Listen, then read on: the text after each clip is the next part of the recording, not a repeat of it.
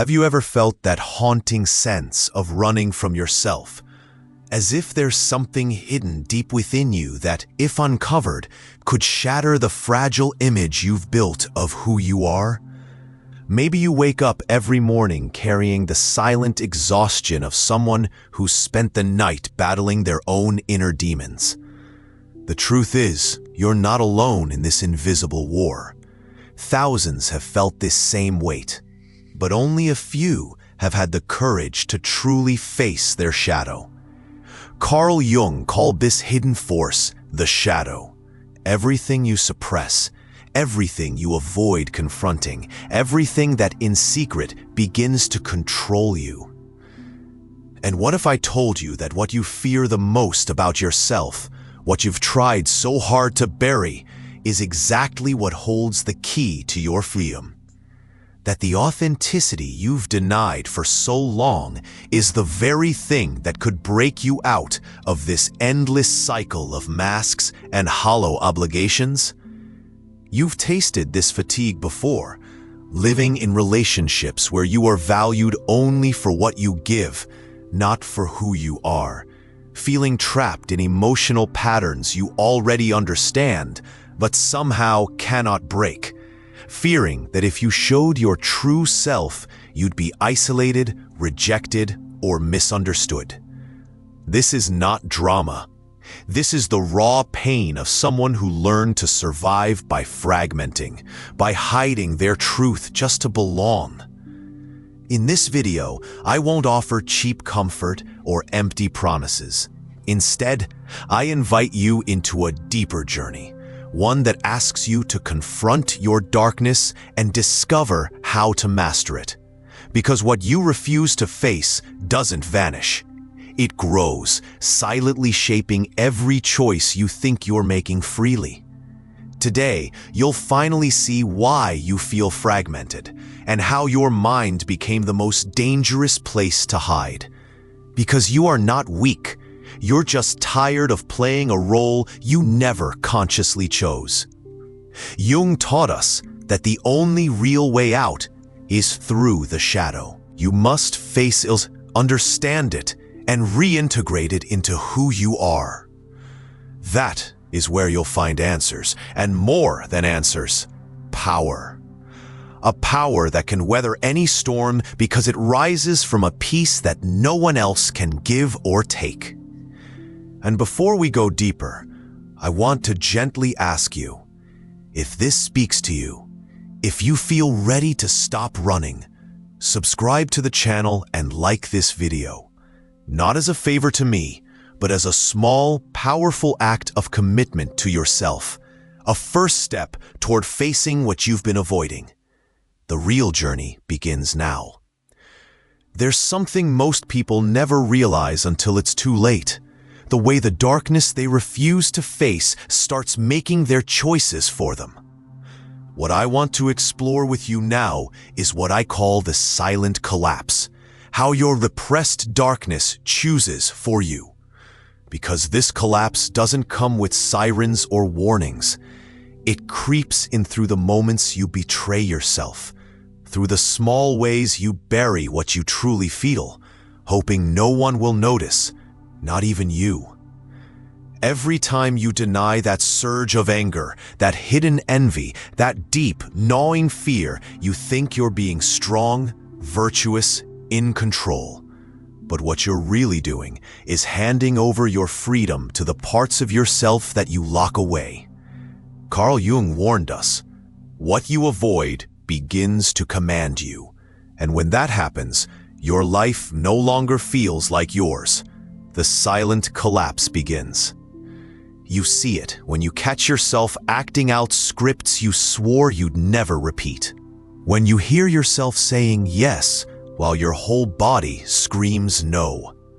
When you find yourself exhausted at the end of a day, not because of what you did, but because of what you kept hidden. That's the silent collapse at work. It's not dramatic, it's not loud. It's a slow erosion of your will as the parts you deny start living for you. You don't choose anymore, you react. And the worst part? You start to believe that this is who you are, that you're destined to be this fractured, this lost, discontrolled by forces inside you that you're too afraid to name. And here's the cruel twist. The more you deny the shadow, the more it feeds off you. It builds itself out of your silences, your repressions, your fear of being seen for all that you are. You wear masks so well, you start to forget they're masks. The need to be good, to be liked, to avoid conflict, it all becomes a prison you built brick by brick, thinking it would protect you. All it does is keep you from yourself. That's the true cost of the silent collapse. You stop living from choice and start living as a puppet of what you refuse to integrate. And if in hearing this something inside you stirs, if you recognize this collapse not as weakness, but as the hidden struggle you've been fighting for years, then I invite you to take a simple, honest step. Subscribe to this channel and like this video, not because I ask it, but because it marks a quiet decision in you, that you're ready to stop letting the shadow choose for you, that you want to reclaim the power of seeing, of knowing, of choosing. The path will demand courage, but it will be yours, no longer dictated by the darkness you feared, but guided by the truth you finally dared to face. There's something we rarely stop to question, the way our desire to be good, to appear virtuous, can quietly turn into a prison. That's what I want to explore with you now. What I call the shadow's disguise is when virtue masks weakness. Because sometimes what looks like kindness on the surface is really a shield we've built to hide from our own power, our own darkness, our own unmet needs. Carl Jung warned that the shadow isn't just the traits we hate, it's the qualities we deny, twist, or bury so deeply that we no longer recognize them in ourselves. And often, we bury them beneath the mask of being good. Think about how many times you've kept silent, not because it was right, but because you feared conflict. How often have you said yes, not out of generosity, but because saying no felt too dangerous, too risky?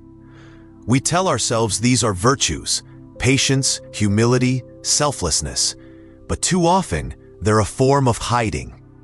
They are what we learned from wounded figures in our lives, people who taught us, whether through words or silence, that to be loved, we had to erase parts of who we are.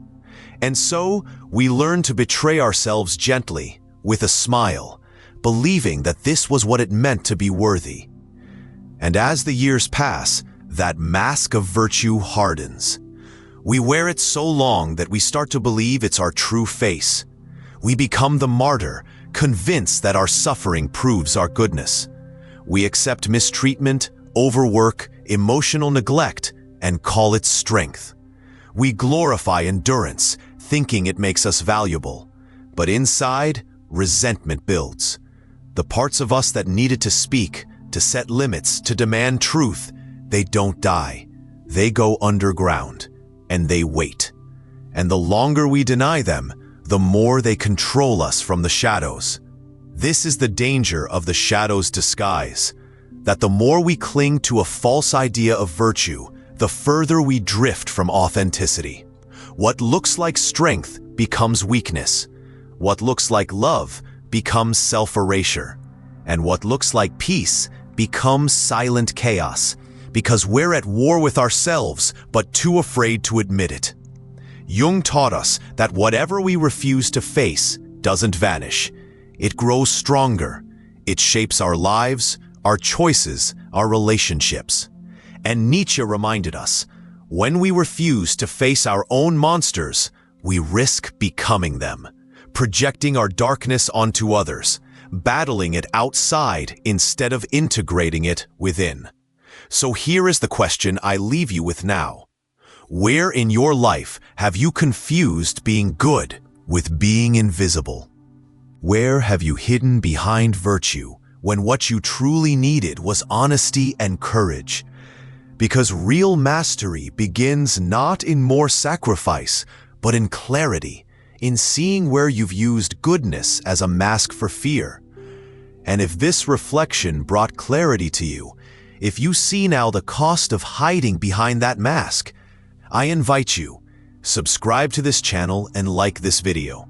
Not out of habit, not as a favor, but as a conscious step on this journey toward truth, toward mastery, toward living whole rather than hollow.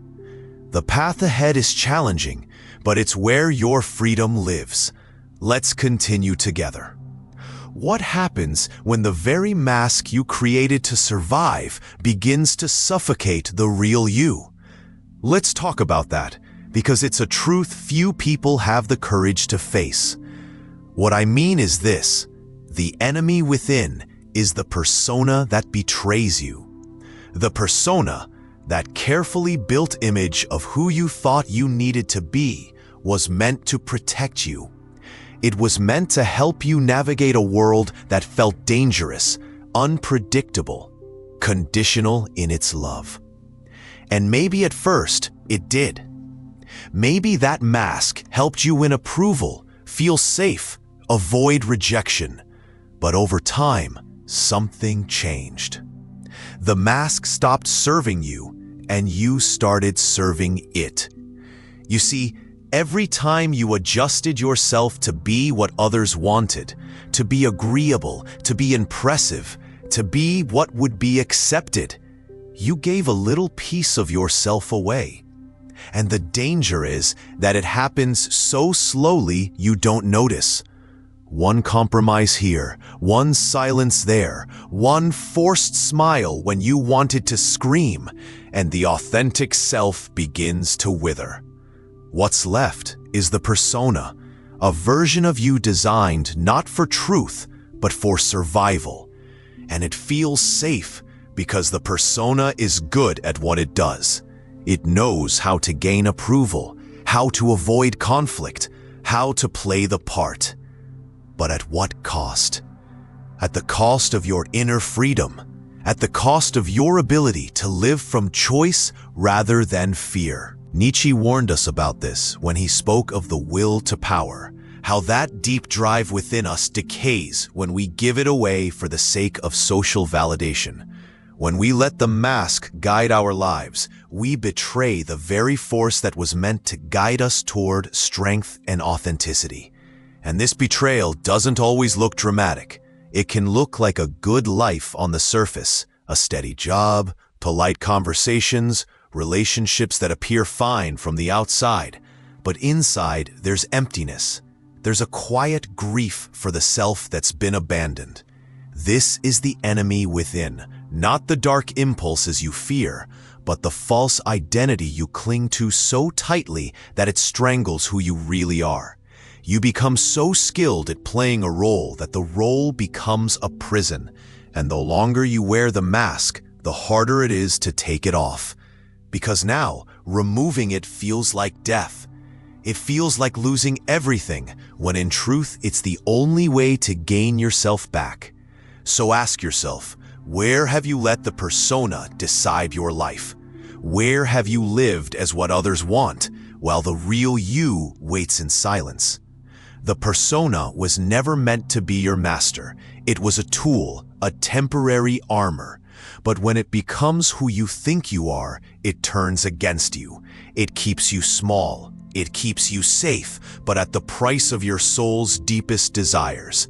Facing this isn't easy.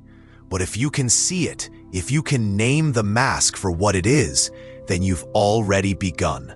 Because awareness is the first act of rebellion against the false self.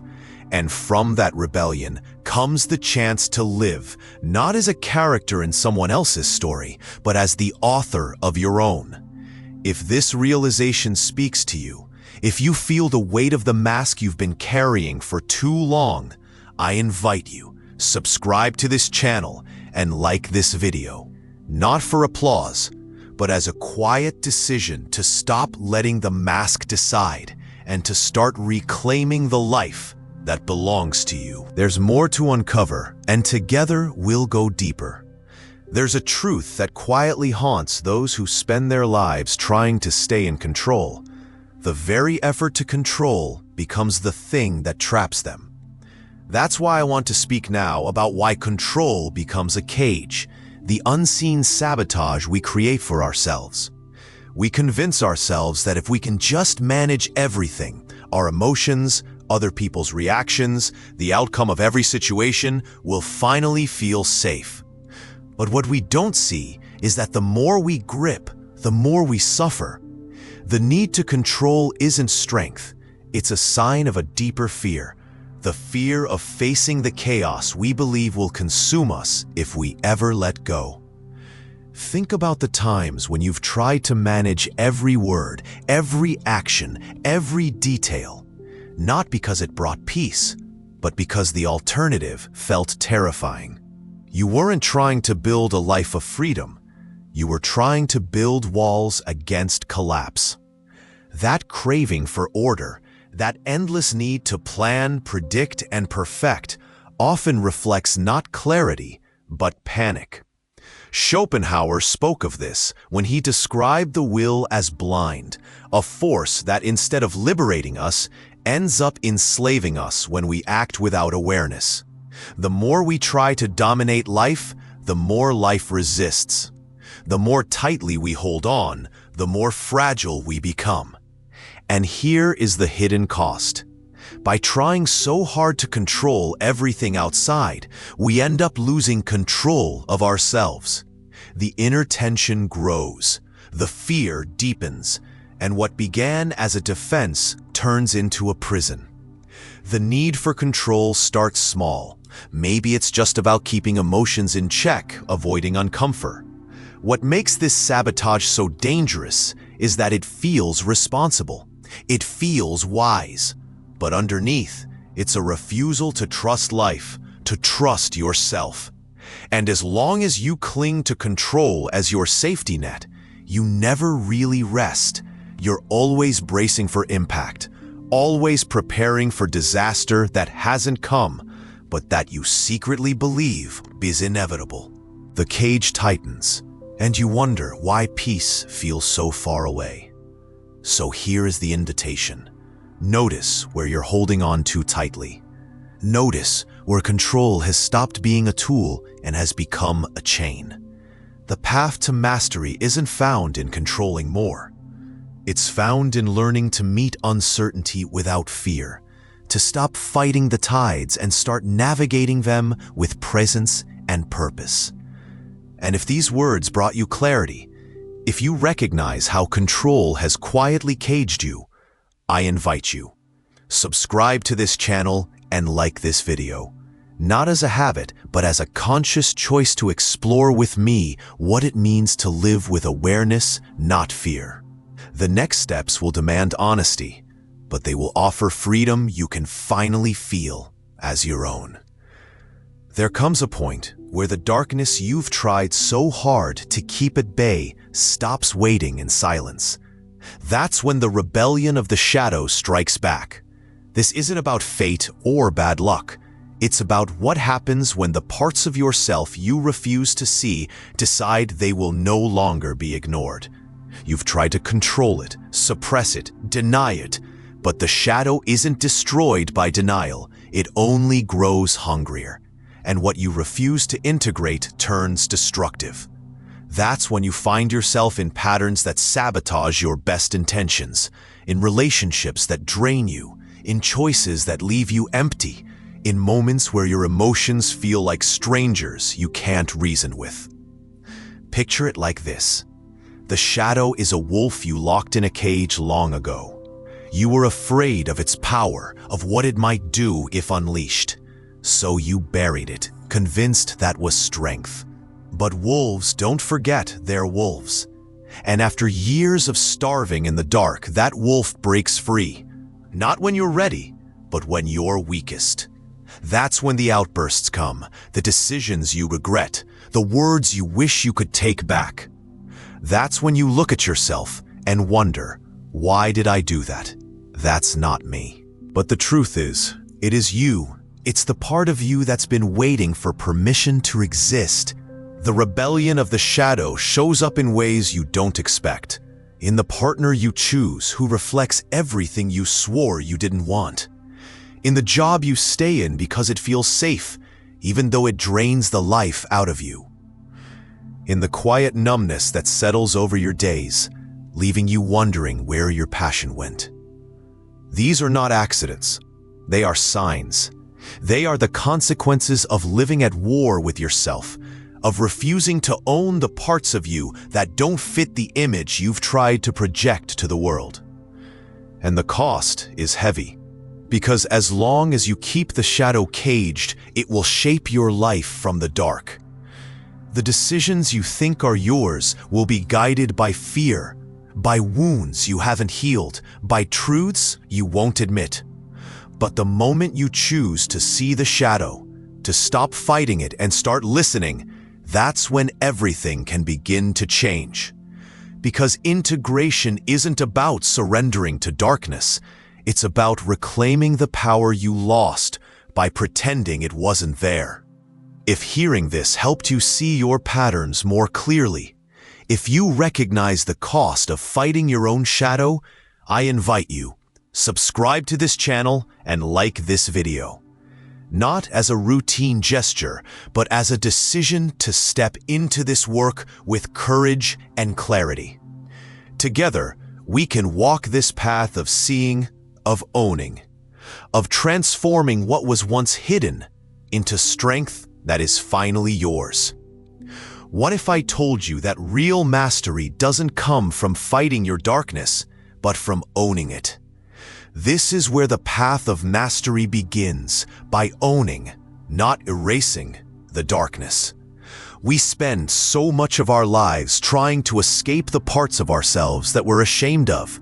We push them down, cover them up, and convince ourselves that if we can just be better, brighter, stronger, we'll finally be free.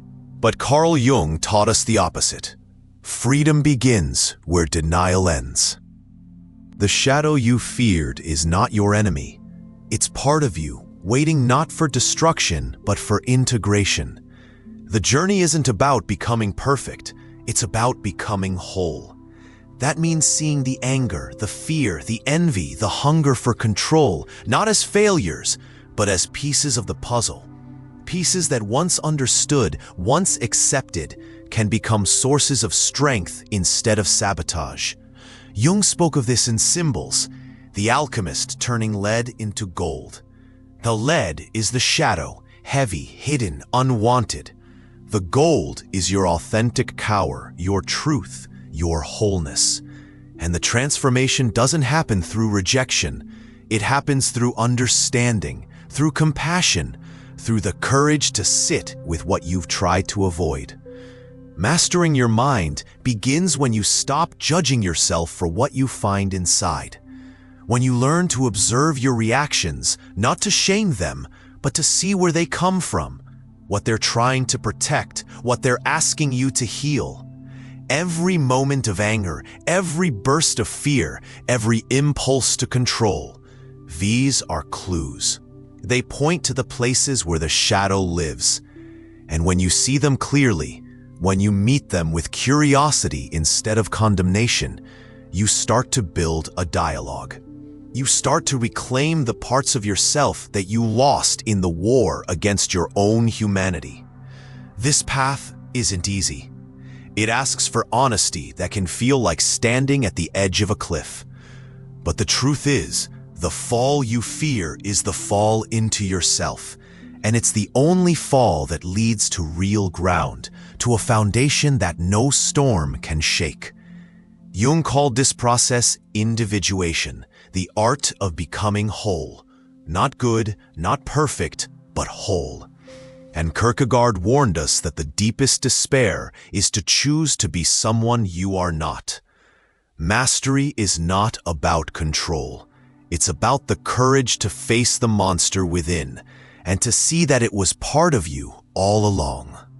If this reflection helped you see the work ahead with new eyes, if you feel ready to stop fighting and start integrating, I invite you, subscribe to this channel and like this video. Not as a habit, but as a choice to walk this path with awareness, with strength, with honesty. Because the gold you seek has always been waiting. It begins the moment you stop running. Let's bring everything together, because this is where the real work begins. Encare sua escuridão, domine sua mente.